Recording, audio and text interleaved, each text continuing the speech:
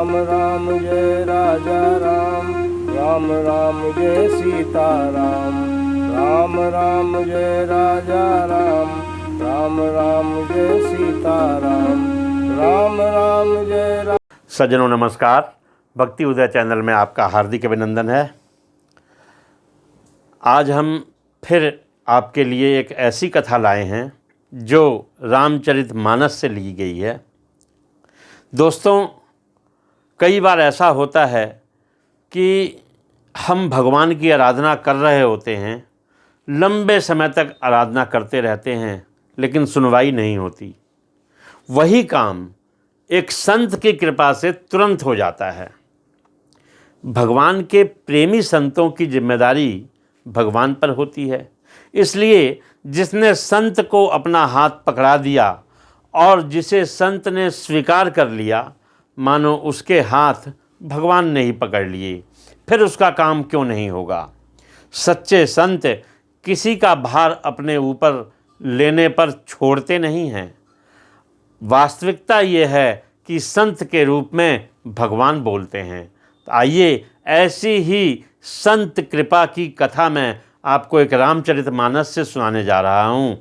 ये कथा मैं सुनाऊँ इसके पहले आप सभी से आग्रह है कि यदि आप हमारे चैनल पर नए हैं और आपने अभी तक हमारे चैनल को सब्सक्राइब नहीं किया है तो कृपया इसे सब्सक्राइब कर लें, साथ ही बेल आइकन भी दबा दें ताकि हमारी अगली उपयोगी और रोचक वीडियो की नोटिफिकेशन आपको समय पर प्राप्त हो जाए। देखिए सज्जनों, मानस में ही कहा गया है कि राम सिंधु धन सज्जन धीरा, चंदन तरुहरि संत समीरा, सब कर फल हरि भगति सुहाई, सो बिनु संत काहू पाई। भगवान समुद्र हैं तो संत मेघ हैं, भगवान चंदन हैं तो संत पवन हैं। समुद्र जल से भरा रहता है परंतु वह किसी के काम नहीं आता, लेकिन बादल जब उसी समुद्र से जल उठाकर समय समय पर बरसाते हैं तो सारे संसार में आनंद की लहर छा जाती है। इसी तरह परमात्मा सब जगह हैं, परंतु जब तक संत जन उस परमात्मा का सब जगह गुणगान नहीं करते तब तक लोग उस परमात्मा को जान नहीं पाते। इसलिए मुझे लगता है राम से अधिक राम का दास है, अर्थात संत है। तो दोस्तों, मानस में भी लिखा गया है, मोते संत अधिक करि लेखा। मानस की इस पंक्ति का अर्थ है कि वास्तव में जो काम कई बार भगवान से नहीं हो पाता, वही काम संत की कृपा से हो जाता है। श्री रामचरितमानस के अरण्य कांड में भगवान श्री राम ने सबरी को नवधा भक्ति का उपदेश देते हुए कहा, सातवां सम्मोहि मैं जग देखा, मोते संत अधिक करि लेखा। आठम जथा लाभ संतोषा, सपने हूँ नहीं देखई पर दोषा। अर्थात सातवीं भक्ति है संसार को मुझ में ओत प्रोत देखना और संतों को मुझसे भी अधिक मानना। आठवीं भक्ति है जो कुछ मिल जाए उसमें संतोष करना और सपने में भी पराये दोषों को न देखना। प्रश्न ये है कि क्या संत को भगवान से अधिक मानना चाहिए? इसका उत्तर मानस के सीता जी और जयंत के प्रसंग से समझा जा सकता है। वनवास के समय प्रभु श्री राम जानकी जी लक्ष्मण जी के साथ चित्रकूट में निवास कर रहे थे। एक दिन लक्ष्मण जी फूल चुन कर लाए। प्रभु श्री राम ने स्वयं अपने हाथों से माला बनाई और जानकी जी का श्रृंगार किया। यह देखकर देवराज इंद्र के पुत्र जयंत को भ्रम हो गया, ये भगवान हैं या कोई राजकुमार। श्री राम की शक्ति की परीक्षा करने के लिए जयंत ने एक कौवे का रूप धारण किया और वहाँ आया। आने के बाद जानकी जी के चरणों में जोर से चोंच मारी और भागने लगा। चोंच के प्रहार से जानकी जी के पैर से रक्त बहने लगा। सीता चरण चोंच हति भागा, मूढ़ मंद गति कारण कागा।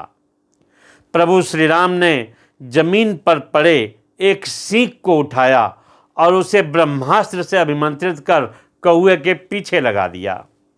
जयंत भागकर अपने पिता इंद्र के पास गया, परंतु इंद्र ने देखा कि प्रभु श्री राम का बाण जयंत के पीछे लगा है, अतः उन्होंने मना कर दिया कि मैं तेरी रक्षा नहीं कर सकता। फिर जयंत रक्षा के लिए ब्रह्मा जी, शंकर जी आदि सभी देवताओं के पास गया, किंतु काहू बैठन कहा न ओही, राखी को सकई राम कर द्रोही। भगवान से द्रोह करने वाले को कौन शरण दे सकता है? किसी ने भी उसकी सहायता नहीं की। वास्तव में जो काम कई बार भगवान से नहीं होता, वही काम संत की कृपा से हो जाता है।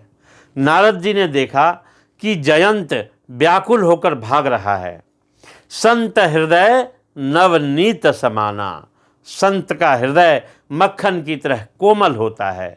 नारद जी ने जयंत को रुकने को कहा। जयंत ने भागते हुए कहा, देवर्षि, आप देख नहीं रहे, मृत्यु मेरे पीछे लगी है। यह बाण मेरे प्राण लेकर रहेगा, क्योंकि त्रिलोकी में मेरी रक्षा करने वाला कोई नहीं है। मेरे पिता ने सहायता नहीं की, ब्रह्मा जी ने सहायता नहीं की, बाबा भोलेनाथ ने सहायता नहीं की। अब मैं कहाँ जाऊँ, क्या करूँ, मेरी कुछ समझ में नहीं आ रहा। जयंत भाग रहा था और उससे बातचीत तभी संभव थी जब नारद जी उसके साथ भागते। सो नारद जी भी उसके संग दौड़ने लगे। देखिए, ये थी संत के हृदय की करुणा।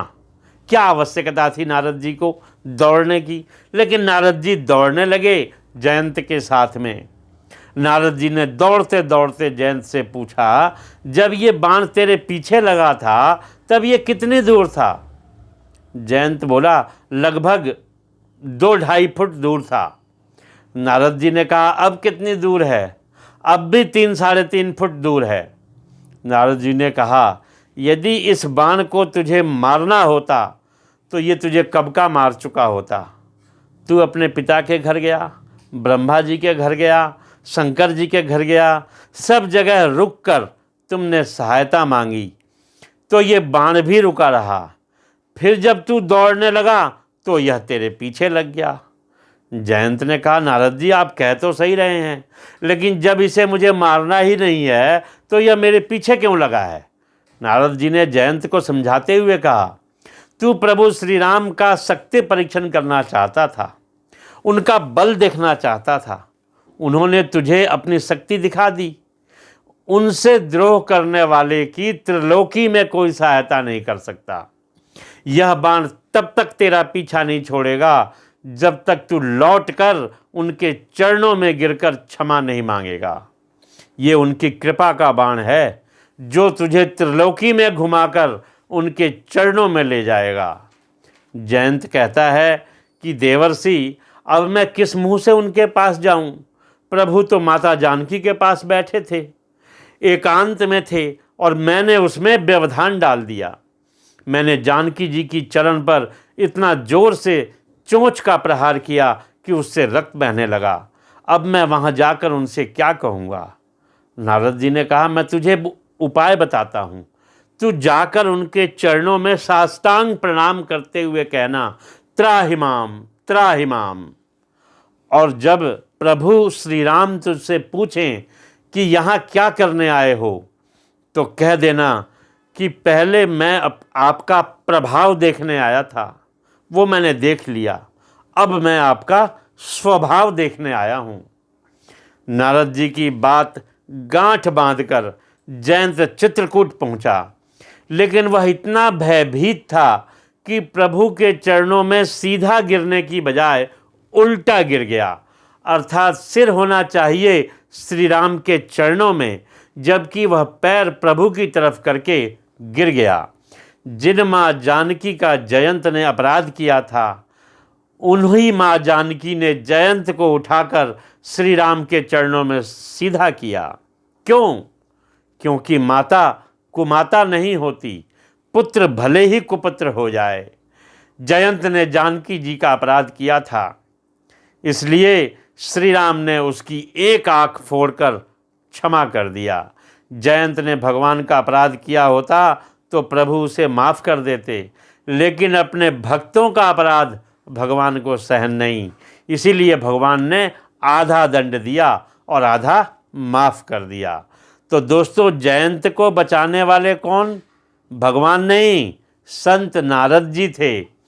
संसार में सच्चे संतों का स्थान सबसे ऊंचा है। भगवान के प्रेमी संतों की जिम्मेदारी भगवान पर होती है। इसलिए जिसने संत को अपना हाथ पकड़ा दिया और जिसे संत ने स्वीकार कर लिया, मानो उसके हाथ भगवान ने पकड़ लिए। सच्चे संत किसी का भार अपने ऊपर लेने पर छोड़ते नहीं, छुड़ाने पर भी नहीं छोड़ते।